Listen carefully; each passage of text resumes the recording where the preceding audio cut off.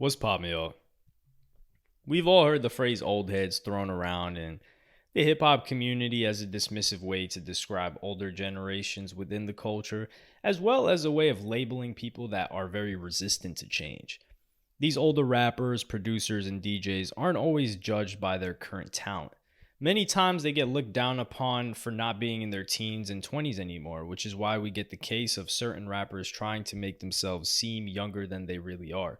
There's a lot of ageism that goes on in hip hop. Perhaps not for acts like Kanye West and Jay-Z, who got popular when they were younger, but definitely for acts that are trying to break into the game for their first time. There is a large amount of ageism going on.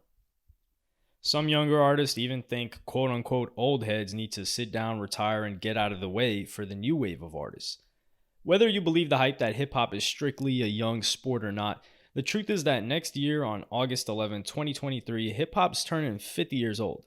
As a genre, hip hop is entering its own middle age status, and this means that many of its pioneers are still alive and active. In fact, many of the biggest artists right now are 35 and over. If we're talking Drake, Kanye, Kendrick, Cole, Nicki, Wayne, Pusha T, Eminem, Jay-Z, Nas, who's really having a renaissance in his career the past several years, who could all be considered old heads. And we can also add the founding members of Griselda Records to that list, with Westside Gunn at 40, Conway the Machine at 40, and Benny the Butcher 37. Speaking of the old head debate within hip hop, Griselda's Conway the Machine lashed out publicly online against DJ Funkmaster Flex over this very subject when Conway went on Instagram and said, "New York, in my opinion, you gotta get them old niggas up out the way like Flex and them, man. We gotta get rid of y'all niggas, man. Let some new, young, tapped in, really tapped in with the streets be the DJs," which is kind of odd because young people aren't really listening to Griselda for the most part. It's older people, and this guy was like 38, 39 saying this. So it's like, what? And run that stuff up there at High 97 and all that. You weirdo DJs think that you run New York. Y'all is lame clowns. I hate y'all. Mother effing the media. I hate you DJ niggas. Not all of them. Just some of y'all in New York City, man. Y'all just be doing weirdo stuff, bro. Like, for real. Y'all gotta move out the way, man. DJ Funkmaster Flex, the first hip-hop DJ to really hit Hot 97 and a staple over there in New York City over 30 years ago in 1992, also jumped on Instagram and wasted no time defending himself. So, let's begin. You're managed by Roc Nation, Jay-Z, signed to Shady Records, Eminem, distributed by Interscope Records, major label. You and your team have had a feature from Jay-Z, Eminem, Lil Wayne, J. Cole, Jadakiss, Travis Scott, French Montana, and more. Wasn't you on Kanye Donda album? I'm going to give you the advice Paul Rosenberg should have gave you. You're a 40-plus bars rapper, sorry lyricist that has had every resource possible. If you're not happy with your career as of today, with all them cosigns, I think you have peaked, my guy. What you think, you're only going to take this as disrespect because truth might be a bit much for you. Man, I'm not going to lie. When you read that, you start to think, is Flex lying? This led to Conway clowning Funkmaster Flex about his age, calling him 60 years old, even though Funkmaster Flex is actually said to be closer to 54, which Funkmaster Flex looks really young for 54.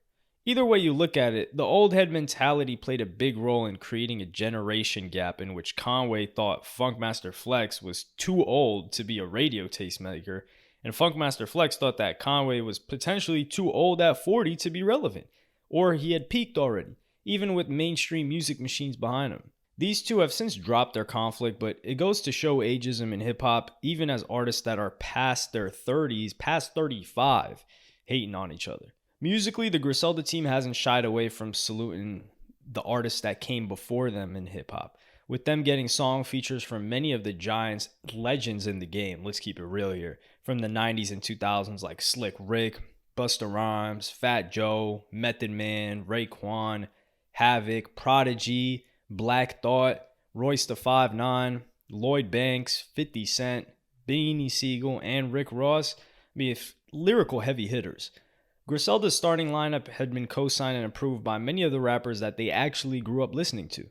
Being of an older age definitely didn't slow down their insane level of work ethic.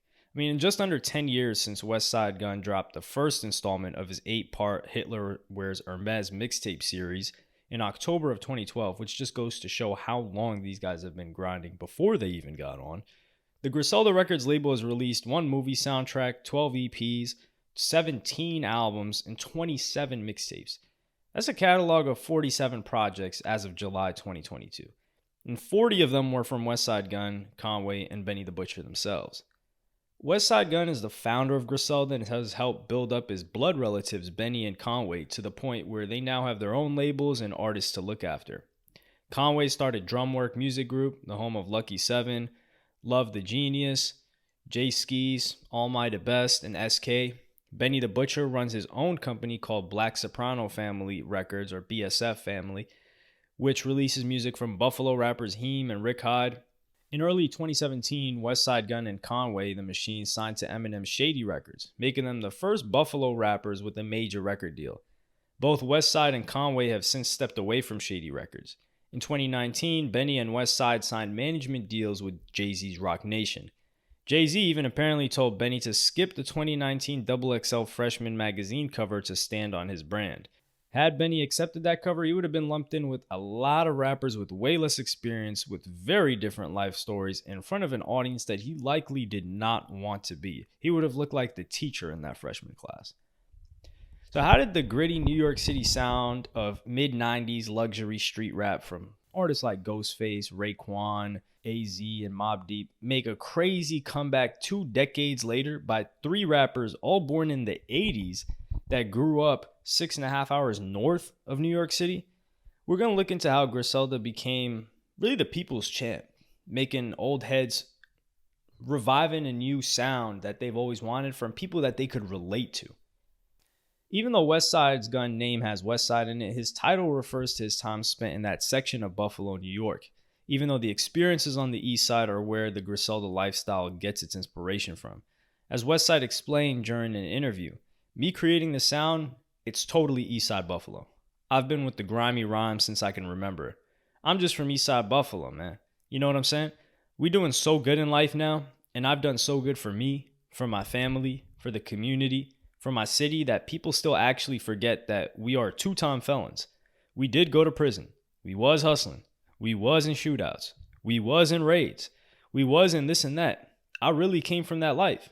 This is still me. You know what I'm saying? But it's about evolving in life. You know what I'm saying? I'm super blessed to be free. I'm blessed to be alive. And now it's my job to put my city on my back. Give Buffalo its shine. Nobody ever seen Buffalo since Rick James. You know what I'm saying? People just not even knowing that Rick James is from Buffalo and a product of Buffalo. You see how wild Rick was? Rick was a wild boy. That is Eastside Buffalo. Before Griselda, Buffalo didn't have a legacy of superstar rappers like all 5 of the New York boroughs do. In fact, Buffalo is the second largest metropolitan area in New York State, but it's actually far closer to Canada than it is to New York City. It only takes about half an hour to get to the Canadian side of Niagara Falls from Buffalo, but a much longer, nearly 7-hour car ride to hit New York. And Buffalo, a mid-sized industrial city with only about 250,000 people, unfortunately has had more to do with poverty than it has had to do with musical success. In 2016, Buffalo was ranked 15th in violent crime rate in the United States, along with a child poverty rate that was second highest in the country. In 2018, the home of Buffalo Wings had a dangerous murder rate that was the 14th highest in the US as well. And that was the environment that bred the vivid jail language and gunfire ad-libs that you hear in the music of Benny, Conway, and Westside. First things first, Westside Gunn had his Fashion Rebels clothing line before he started Griselda Records. Knowing the music would help the clothing move and vice versa, this is why he often calls his brand Griselda by Fashion Rebels.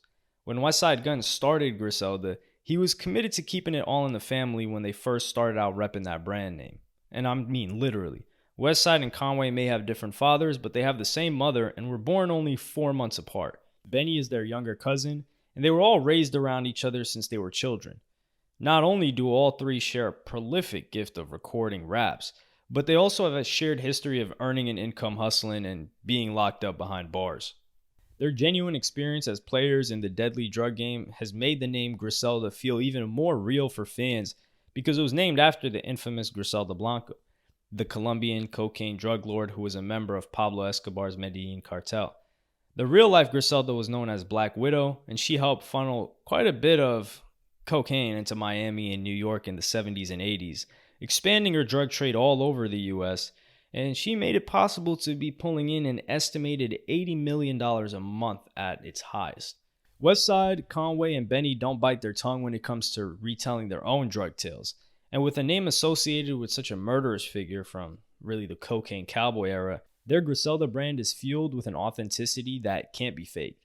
During a time in contemporary rap where harmless homebodies really can reinvent themselves online as digital gangsters who claim to have been active outside, Griselda stands out by bringing back a certain keeping it real aesthetic that was much more common in the 90s. Being from Buffalo included naming songs after places in their city, often wearing Buffalo Bills and Buffalo Sabres apparel, and even that seemingly random lady on the album cover of Griselda's group album, What Would Machine Gun Do?, named as a tribute to Benny's brother Machine Gun Black, is a photo of a real homeless woman from Buffalo named Claire. Westside was only 11 years old when he started rapping, which would be around 1993, the same year Wu-Tang Clan dropped their debut album. Around that time, he started exploring fashion design by customizing shoes, shirts, and jeans. And just a few years later, at around age 14, he was making regular trips to Atlanta with Conway on a Greyhound bus, listening to Notorious B.I.G. and The Lox to shop for brands he couldn't get in Buffalo. Sometimes he would resell the goods when he got home. Westside Gunn has since re-released some of his early recordings from 2003 to 2005 on streaming services. His career could have started earlier, but it was interrupted by a trip to federal prison in 2006 after he went on the run for a weapons charge where he pled guilty. After that time served, Westside focused on managing his half-brother Conway's rap career. But once Conway was shot in 2012, Westside grabbed the mic again and released the first installment of his controversial mixtape series, Hitler Wears Hermes. In October 2012, a controversial title that Westside said was only meant to be a grimier version of the Devil Wears Prada movie. Westside Gunn's love of fashion, music, and art came full circle on his 2020 album Pray for Paris, when both the cover art and some of the limited edition apparel for the project featured designs by Virgil Abloh, who at the time was the artistic director for Louis Vuitton's men's collection and CEO of his own streetwear empire, Off-White. That Pray for Paris cover also gives the nod to the art world because it's a modern flip of the famous painting called David with the Head of Goliath from 17th century Italian painter Caravaggio. Westside Gunn had been a Virgil Abloh fan since the designer had an earlier line called Pyrex Vision. The two finally met in person when Virgil invited Westside Gunn to Paris Fashion Week in 2020. Westside's first time leaving the US, and an experience that inspired his Pray for Paris project that had some pretty big features from people like Tyler the Creator, Joey Badass, and Freddie Gibbs, as well as people like Wale, Boldy James, and fellow rapper in their circle, Rock Marciano. One of the most life-altering obstacles that Conway the Machine overcame during his grind towards rap fame happened in 2012. That was the year that he was shot as he attempted to enter his truck after leaving the nightclub. One bullet entered his neck, another hit his shoulder, and a third struck the back of his head. His wounds left him paralyzed on the right side of his face, as well as suffering from Bell's palsy, which causes a weakness in the muscles of the face. His career could have been completely over by not having half of his face working. Conway, who had been rapping way before he got shot, overcame this near-death experience, slowed his rap style down, and matched it with his changed voice to darker beats. Benny the Butcher grew up the second oldest of 8 kids on the east side of Buffalo on Montana Avenue, in a neighborhood that was known for hustling up big money in the street economy. While growing up, Benny had to help his mother, who he has stated struggled with addiction, take care of his siblings. While he was selling drugs as a teenager, his mother kicked him out of the house at age 17. Benny's brother got murdered while he was in prison, causing him to have to miss his funeral. Benny and his brother Machine Gun Black, who was killed in a drive-by shooting in 2006, are Westside Gunn's first cousins, and the 4 of them spent practically every weekend of their childhood at each other's homes. His rap pursuits had pauses brought on by several incarcerations, including 2 years between 2011 and 2013. Benny has spoken about how rap and selling drugs were 2 routes out of poverty that pulled him in both directions at a young age. My decision to be a rapper and to be in the streets kind of came as a package deal. I remember I was going to school and I was always more advanced than the kids in my grade, but I didn't have the things that they had. You know what I'm saying? I always had the slick talk. I always could rap, and I always had the attitude. But kids around me always had more than what I had. And this one dude, he was at my school. He had all the Jordans and everything. You know what I'm saying? He was like, yo, you think you could rap, man? He's like, my uncle got a record label. I'm gonna take you to my uncle. And I'm like, okay, take me to your uncle. And after school, he really took me to his uncle's house. We walked to his uncle's house from after school. And then I said a rap for his uncle, and I could tell that they was blown away. Mind you, I'm like 15 years old, like rapping crazy. I remember I rapped over the Quiet Storm, and it was like in awe. And I ended up starting a relationship with that record label, you know what I mean? And honestly, he turned out to be my plug. He honed my rap career, and he honed like my hustling career, the same person. I end up becoming good at it. And when you become good at hustling, that's not always a good thing because that attract money, that attract police, and that attract a lot of things. So it was just crazy, you know what I'm saying? At 18 years old, that's when I found myself in a federal prison system. That was the first time in my whole life I wasn't under the protective wing of my brother, and I'm in prison. You know what I'm saying? So it was like, it made me become a certain type of way. It made me become edgier. It made me become tougher. That grimy, sample-based soundtrack to the Griselda movement comes courtesy of Conductor Williams from Missouri, Beat Butcher from the UK, Camo Monk, who's also from Buffalo, and a local friend named Tommy Palladino, professionally known as Derringer, who grew up in a family of jazz musicians and started out as a DJ. Derringer started producing in 2005, sampling records from his father's vinyl collection, which is inspired by the 90s and 2000s sounds from producers like Jay Dilla, Q-Tip, Pete Rock, RZA, DJ Premier, Alchemist, Madlib, Large Professor, and Beatnuts. Derringer, who has big Griselda tunes for all three members, got his first beat placement for underground hip-hop group Pseudo Slang from Buffalo, and Chicago for a song called Broke and Copacetic that featured singer Vinia Mojica, who has worked with De La Soul and Talib Kweli. The song was released on the indie label Fat Beats in 2006. Griselda has always treated their apparel merchandise as if it was a clothing line, because it is. GXFR, Griselda X Fashion Rebels, match the worlds of streetwear with high-end luxury. This aesthetic has been a part of Westside style anyway. When you see him in photos wearing a designer with a bold Balenciaga coat, Westside will do it all with limited edition sneakers, separating himself from the more affordable hoodie and Timberland boots vibe of earlier underground rap that his music sounds like. He forces the fashion runways, the world-class museums, and the violent street corners to coexist in Griselda's music and merch for the hypebeast collectors who wait hours to be the first to get the hoodies, caps, and t-shirts, as well as the older fans that can appreciate the gritty vibe. The majority of Griselda's merchandise is designed, manufactured, and shipped in-house by Westside Gunn and the team that he's put together. Gunn has posted Instagram stories showing the piles of merchandise going out for delivery while orders are being fulfilled. The recipe is music plus authenticity equals merch sales. Westside Gunn explained how Griselda played the merch game and won. Griselda has the best fans in the world. They know everything is going to be top quality. I might charge $60 for something that the next man would charge $400 for. I don't try to overdo it. I make it affordable for everybody. I keep it limited. I keep the value of what you're rocking high. People like wearing a shirt that they know is rare. Only 1,000 other people might have this shirt in the world. Growing up and being in the streets, it was always about supply and demand with me. I didn't care what I sold. It was just like, if you need it, I got you. Other people wanted to sit on a quarter. The typical drug dealers back in the late 90s and early 2000s sit on the corner and hand to hand. Me, I was the guy that wanted to be the guy who went to Atlanta and got it for cheaper, came back and sold it to the guy that did the hand to hand. I always was a step ahead of the next man.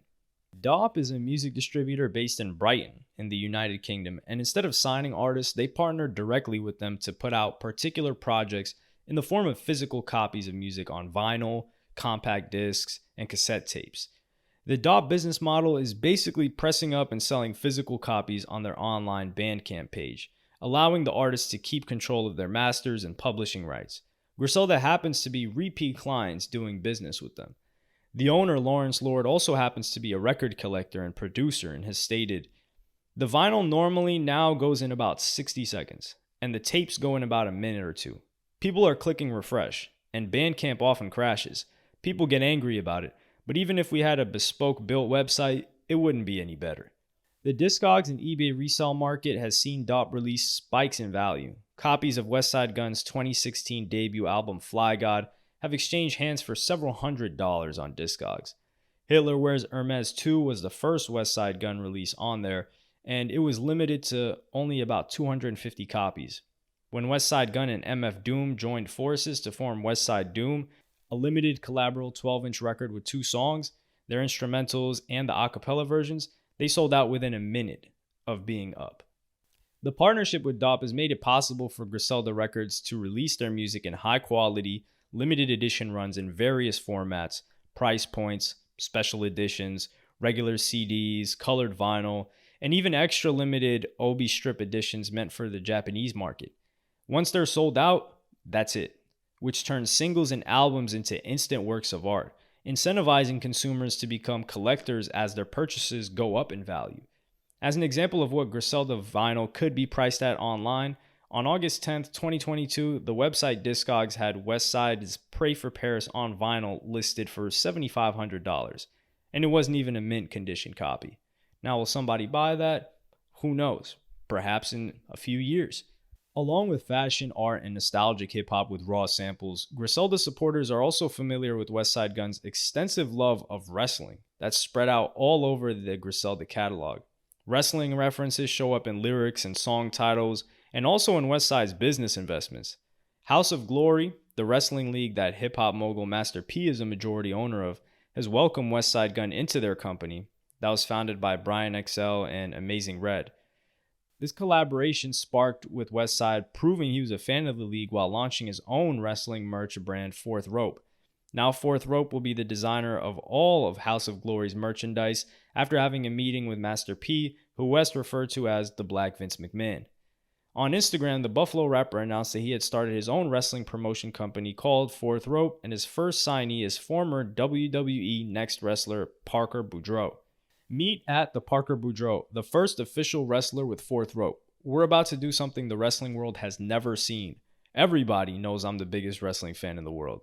But now I'm about to mix cultures and present special talent, merch, Fourth Rope Radio, Fourth Rope TV, and again, high-level art. Stay tuned for more Fourth Rope announcements. In 2021, even the fear and propaganda of getting a particular virus couldn't stop Griselda by Fashion Rebels fans from lining up early from the 9 a.m. Saturday morning grand opening of Westside Gunn's retail store and art gallery called Buffalo Kids, located at the Walden Galleria, Buffalo's big shopping mall in Cheektowaga, New York, a suburb of Buffalo. Shoppers were allowed into Buffalo Kids in groups of 10 for just 8 minutes of shopping to buy Gunn sneakers, baseball caps, sweatshirts, and shorts with pop cultural, wrestling, and football influences. There were Buffalo Kids shoppers that came from Florida, New Jersey, and even downstate New York areas like Long Island to meet Westside Gunn in person. A pair of Gunn's Fly God sneakers, which were customized Nike Air Force Ones in rainbow colors, sold for $430 that day, and were said to have an online resale value of $800. While the mainstream was focused on teenage sensations and emo trap, Griselda was tapping into a vastly underserved market of 30-plus rap fans who still hungered for new music that reminded them of what they grew up on.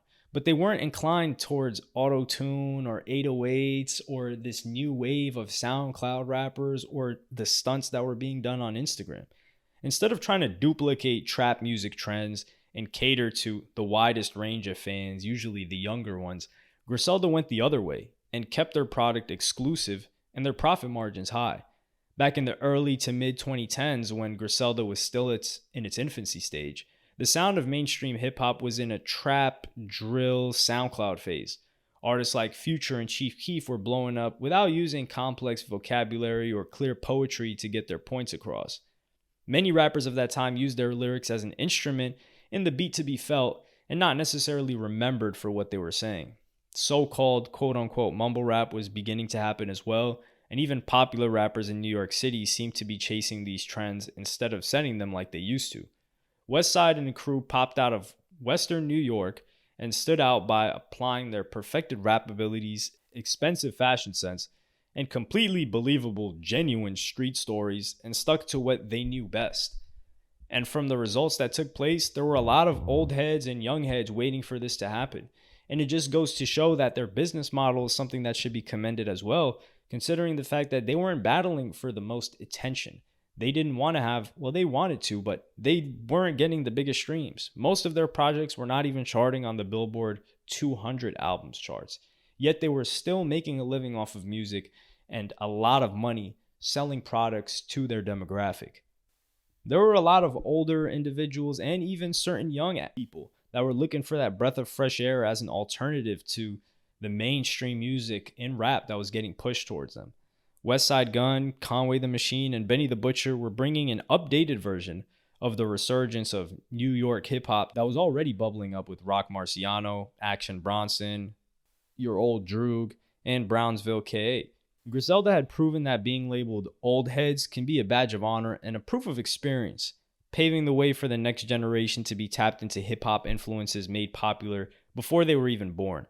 Every sound doesn't have to be copied from current hits. In fact, Westside Gunn's Griselda records have brought on more than himself, Conway, and Benny. There have been albums from other Buffalo rappers like El Camino and Armani Caesar, Mac Hami, whose face is hidden behind a Haitian flag, and street lyricists that are buzzing like Boldy James from Detroit, Stove God Cooks from Syracuse, and Rome Streets from New York City. There are even rumors floating around about Jay Electronica getting down with Griselda. From fashion, music, art, vinyl records, and tours, Griselda's become a favorite rap crew of not only old heads, but also underground hip-hop fans of all ages at this point. But let me know what y'all think in the comments.